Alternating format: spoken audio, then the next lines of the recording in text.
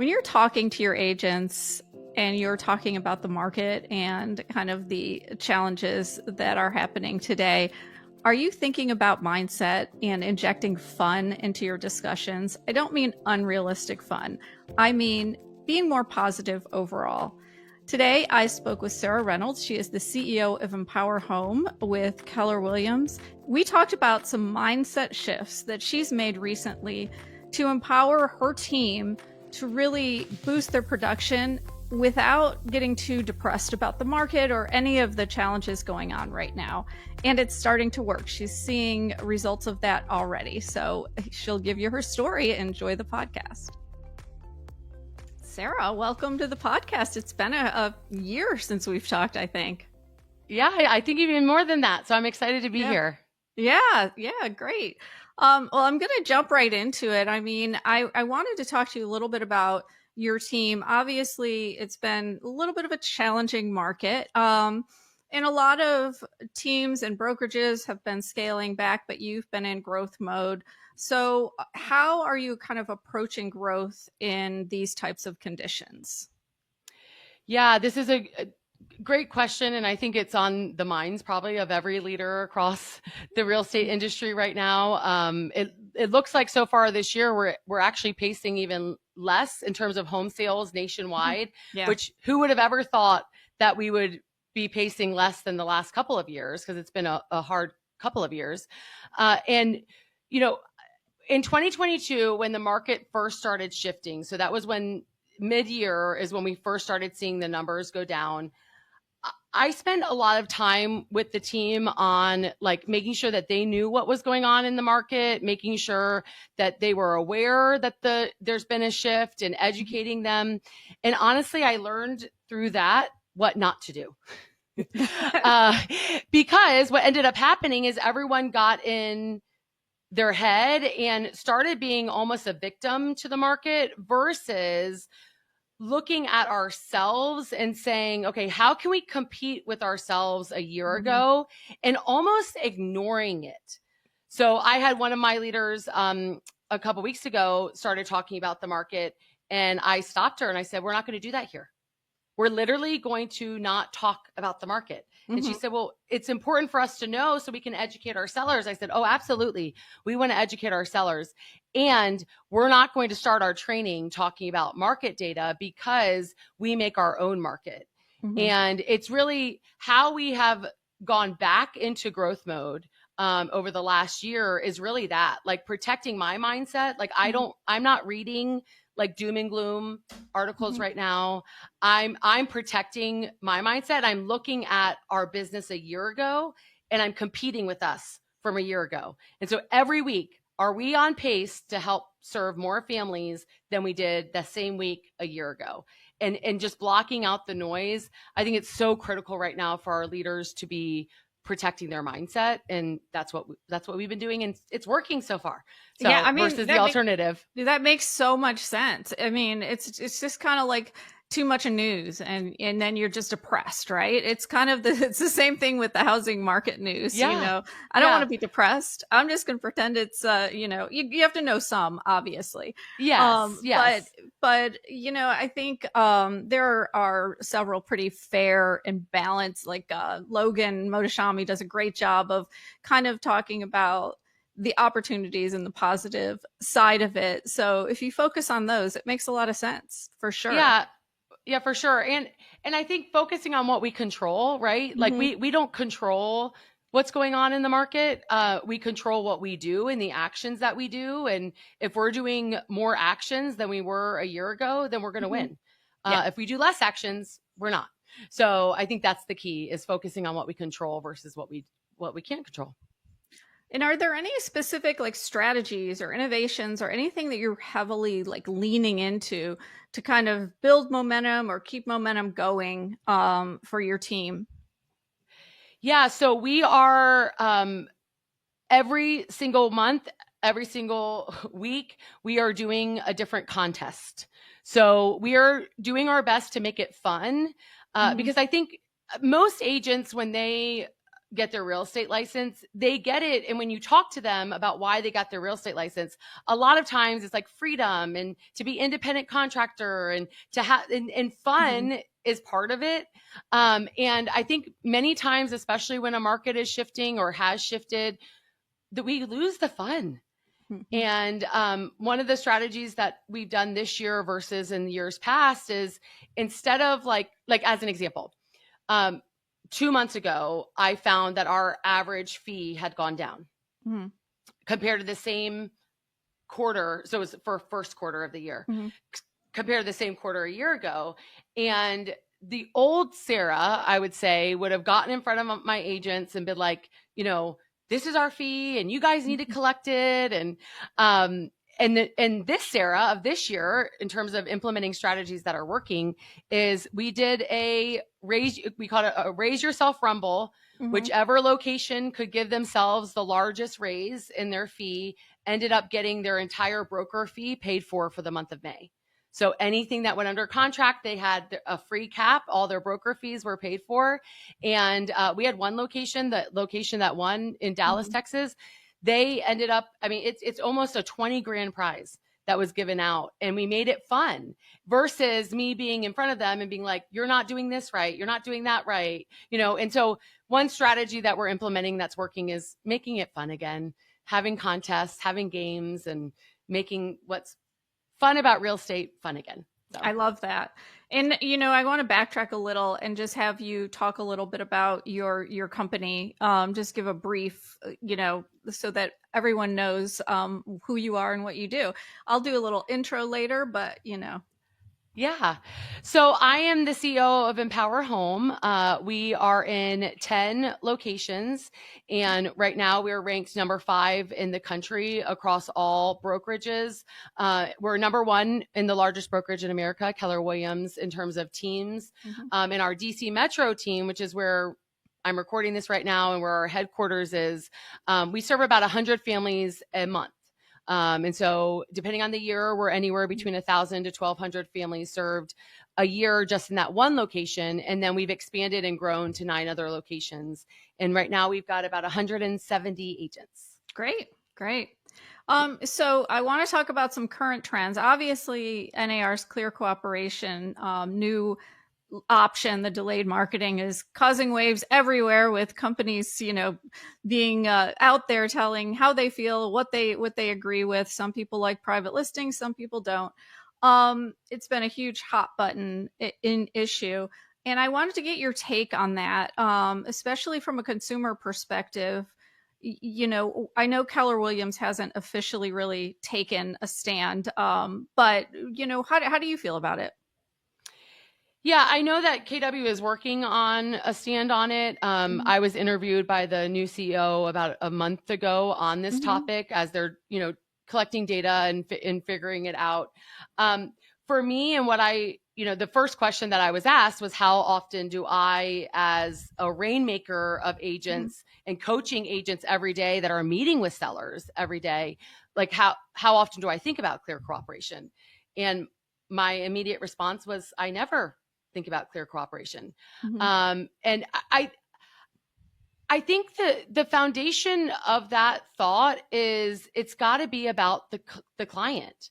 At the end of the day, all of us, if we're in the real estate industry, at the end of the day, we serve buyers and sellers. No matter your role, no matter if you own a brokerage, no matter if you're even in the mortgage company, like you serve buyers and sellers. And anytime that we make policies or things that are about us versus the client, we're going to end up losing. And I feel strongly, by meeting with thousands of sellers, like I've sat at the kitchen table of thousands of sellers, that some sellers want their home to sell without going on the open market. There's situation after situation of sellers that do. Now, do they end up getting sometimes less money? Sure. But they know that, and they actually choose that because they don't want the stress, right? It's always every client's trying to decide: do I want stress, a little bit of stress, or do I want convenience and less money? Yeah, right. And depending on the client situation, if we make it about what the client wants and us serving and listening to our clients, then our industry will win. The minute we don't, and we make it more about us, which I believe clear cooperation is more about the fellow agent versus about the client, we're going to lose. And so that's my opinion on it. Yeah, let's keep serving clients. Yeah. The last time we did a podcast had to be 4 or 5 years ago, I think. So. And so a lot has transpired since then, as far as your company and the growth, so talk to me about some of the biggest leadership lessons you've learned, over those years. Yeah, this is a big one, because honestly, we could talk a long time about this. I've probably grown more in the last few years since the last time I recorded that podcast than ever in my career and or life. I think the biggest one, in 2022, up until 2022, I retained once an agent was with me for over a year, no one left. So I didn't part ways with them and they didn't leave. We knew that we were together. 2022, I woke up one day and I had, in a matter of 3 months, I had a few of my top producers, like my number one top producer, made the decision to leave. And at the time, it was everyone else's fault, right? It was the agent's fault and the ones that were leaving, and they took us for granted, and all of the excuses. And then about a year removed from that, I started really realizing that I was the one that needed to grow and needed to learn. And my biggest lesson is to not take for granted the people that are literally hustling on the ground. If we're not the ones out showing homes, then someone's got to do that. Someone's got to be out there showing houses. Someone has to be out there on appointments Saturday nights and away from their families. And they actually provide me a job. My agents provide me an opportunity to lead them. And I started taking them for granted. I wasn't as grateful for them. I stopped showing them gratitude. And 5 years ago, if you would have ever, if you said this is a lesson I was going to learn, I would look at you and be like, you're crazy. I will never not be grateful for my people. And my biggest lesson now, looking back, is gratitude for those that are out there making it happen and never taking what they do for granted. And it's been quite the journey over the last year. All of them have come back. So every agent that left came back, and it's a story of forgiveness and grace, and all of us learned. But my biggest lesson is that, what my Meemaw said is, for years she used to say, Sarah, don't get too big for your britches. And I never thought I would get too big for my britches, but I did. And I'm humbled, and I pray that I will always show gratitude for my people. So.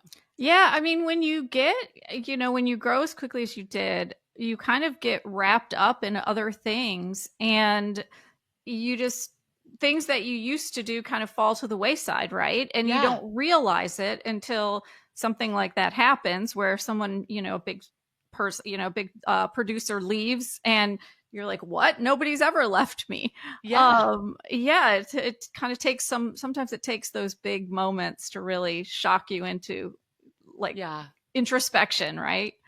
And I think the big thing that led to that too, you're spot on, Tracey. And I think the big thing that led to that for me was I was just moving so fast, and when you're moving fast, you actually can't show gratitude for people, because if you think you're too busy to sit and have lunch with them after a team meeting, right? After a broker meeting, you're too busy because you have too much to do, right? And that was me. I was too busy. It was going from one thing to another and not pausing, and them hearing my voice, them getting a hug from me and recognizing all that they're doing, and just slow down.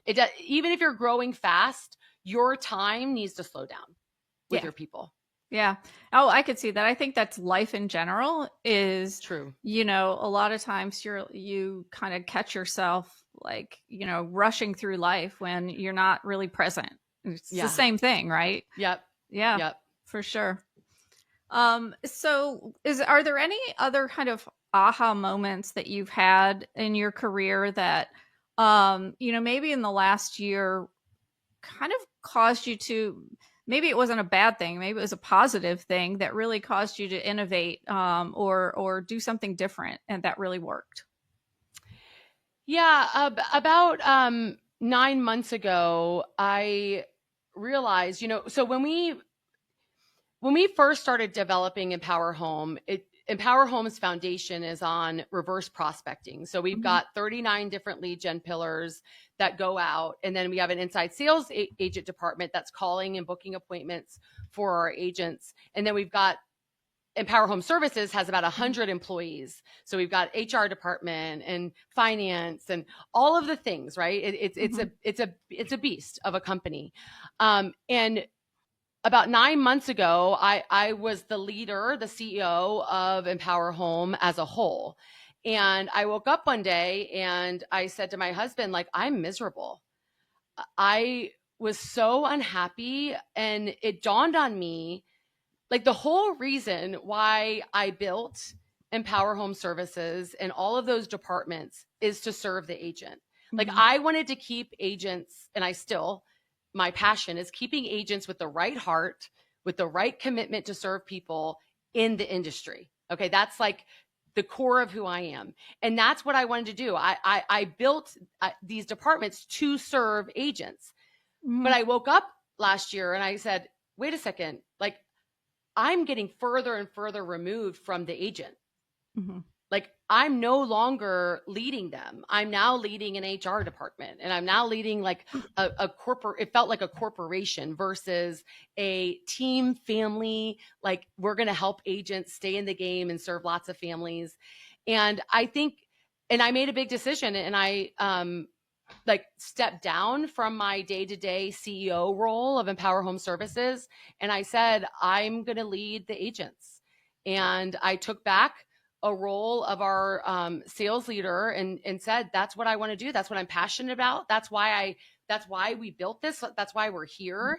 And I think the biggest, if you want to call this innovation, I'm not sure, but like, running after your joy and what brings you happiness in your career in this industry, because there's so many things you can do, right? There's so many routes you can take in leadership.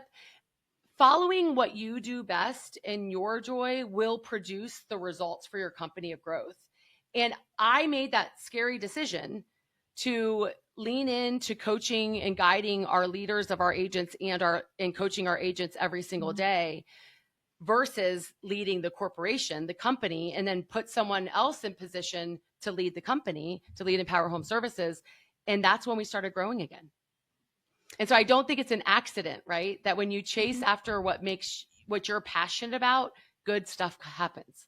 So yeah, and it's funny. I just had a discussion with Mark Willis at KW, and he's now the chief leadership officer. Was the CEO, second time CEO, and we had this very same discussion. Like, he chose to step back, and because his passion was really working with the brokers and working with leaders and basically finding that next generation of leaders. So and I could hear the passion in his voice when he was telling me about it, just like with you.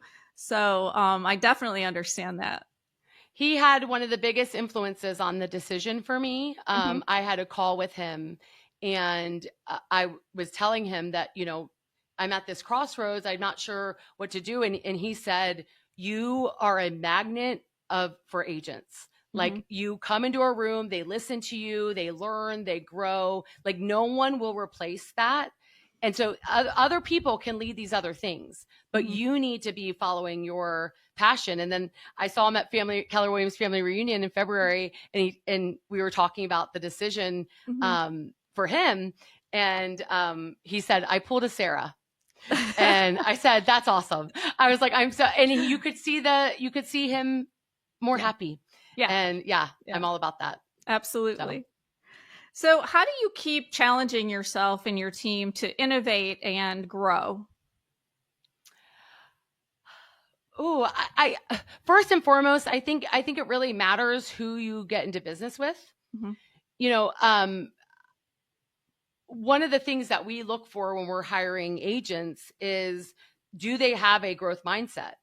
How do they handle change, and what pattern in their life have they been able to adjust change? I mean, we're Mm-hmm. right now living in the largest group of changes in our industry, maybe in history. Mm-hmm. I mean, buyer agency was probably the second, but everything that's Mm-hmm. going on in the industry over the last year or two, like massive changes. Yeah. And if someone doesn't have it in them to accept change and adapt quickly, they just won't make it. And so to me, it's in who you hire, hiring people that have the values of growth, hiring people that always want to be learning and growing, no matter how many families they serve, right? There's no room for ego at EmpowerHome. Like if it's all about them and all that they've accomplished, and they want to tell me all these things that they've done, that's probably not an EmpowerHome agent. Yeah. Because we base it on, we hire to the values that we're looking for. And then it's easy to have growth. It's easy to innovate. It's easy to change quickly when you are hiring based on those qualities to begin with. Do you find, because of all the turmoil or, changes, maybe not turmoil, but changes in the industry, do you find that you're seeing a different kind of agent emerge? I wouldn't say yet. Okay. I would love for you to ask me that question a year from now, and I would hope my answer is yes, because what will happen is we will see more people rise up that names that we've never heard of right now, will rise up because they know no different. Yeah. Right. So many times I was just at a top producers lunch with my top agents for the DC Metro location. And one of them, he's been with me about a decade. And he said, it looks like we're struggling the most with helping people unlearn versus helping them learn. And that's really, you bring in agents now that they know no different than, like, with all the fee collection stuff that's going on, like brand new agents now, like they don't know what happened 2 years ago. Like they're learning what to do today in today's world. And so we're going to see a lot rise up. I'm not seeing them yet, but we will. Okay. Yeah. Sure. I can't wait to see the transformation. I do think there's going to be a transformation in the industry. I don't necessarily think it's fewer agents necessarily, but we'll see. I don't know. That hasn't happened yet. So I know. Yeah. I think I agree with you on that. In terms of, I'm not sure if it's going to end up being fewer agents. I think it's going to be, sometimes the older dogs need the new dogs to teach them what to do. Yeah. And I think we're going to see a lot of that. Yeah. So with all these new models coming into the market, and obviously the flat fee companies are rising pretty quickly. I mean, we've had a couple that within 3 years, LPT is on the top 10 and the RealTrends verified. Have you shifted your strategy, or has your company shifted their strategy to compete, or do you really just feel like it's more of there's plenty of to go around and we just have to focus on our stuff? Yeah, I would say we have not changed. We have been, so 10 years ago, no, more than that now, in 2011, I started really examining the way that agency was done with fee collection. And I come from a business background, so I studied business in college, and I was used to looking at our industry like from a business standpoint, not from necessarily what the industry does. And I said then in 2011, buyer agency was a new thing in the early 90s, but the compensation never changed, even though before that, everyone represented the seller, which was why the seller paid everybody. Right. Yeah. And in 2011, I was sort of the disruptor in my market when I separated them. Like we had a fee for a listing, we had a fee for our buyer representation, and we negotiated them separately. We did it in the buyer agreement, in the listing agreement, and we figured it out. And I got so much slack in my market for that. Like, I mean, tons of posts about how unethical I was and all of these things. And now we're going right there to where it should have been this way to begin with.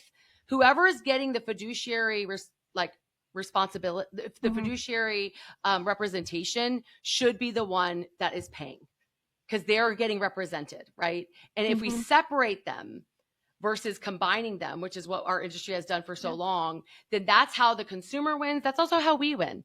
And so we have not had to make a lot of adjustments because it's been the way we've been operating for quite some time, and we're doing great with it. We did have a little bit of a dip Q1, as I shared, in terms of fee collection, but we're back up now after our contest. So great. Yeah. What are some big overarching trends you're seeing in the industry right now that might cause you to shift gears or maybe embrace some other innovation? I think there's a little bit too much false optimism right now. Okay. And I know that sounds like I started out saying how much fun we're having. So it sort of sounds like opposite than that. But we are experiencing quite the shift with days on market. Most of all 10 of the markets that we're in, days on market is now double what it was. And so I think what we're going to start seeing, and what we're working hard on leading the way, is more programs and consumer programs around quickness of sale. Whereas for years you've been hearing more innovation around pricing, right? Like prices or discounts or I actually think as days on market increases, we're going to see less of that and more innovation around programs for consumers around speed, because that's now going to become the most important thing to the seller. Is, can you promise a certain amount of time that you're going to sell my house? Because for, I don't know how many years now, we've haven't had to do that. Yeah. No, I mean, it's true. There, probably more staging, more, repairs, more of all of that to, curb appeal, more of that being done just to get a house on the market to really boost its presence. Yeah, that makes a lot of sense for sure. And I'm in Florida, so we're going through it apparently. I haven't seen Florida it in my neighborhood yet, but I'm sure it'll come here. So Florida, we're in Orlando. In Orlando, year over year is about 10% down. Yeah. So, which is one of our most significant locations in terms of, So I'm in Heathrow. We have not really noticed. There are some more listings than usual on the market now in Heathrow. Before it was like 2 or 3 listings, and that's all we had. But my neighbor sold for a really good price still. Prices haven't, I think it's hyper local, right? So it really just depends on the specific neighborhood, the specific community, whatever it is. Yeah. Yeah. That's the thing about real estate is you can literally be the same street on the same street. But if one backs to power lines and the other side doesn't, there's a difference in value. And so it's very hyper local to the house. Yeah. So, absolutely. So my final question is just, what's next for EmpowerHome? What's next is continue on our mission. So we are on a mission to serve 100 families a month in each of the locations that we're in. And we are staying focused on that each and every day. I wake up and I say, how can I help my agents serve more families? And how can we make sure we have the right agents to serve those families? And so to continue our mission of serving 100 families a month, to one day give back $1 million to worthy causes in each community that we serve. And so that's what's next. I love that. Well, thank you, Sarah, for joining the podcast. We really appreciate having you on. Yeah. And I can't wait. I think I'm going to see you in a few weeks. Yes, you will. I'll be there. Okay. Bye. Sounds good. Thanks.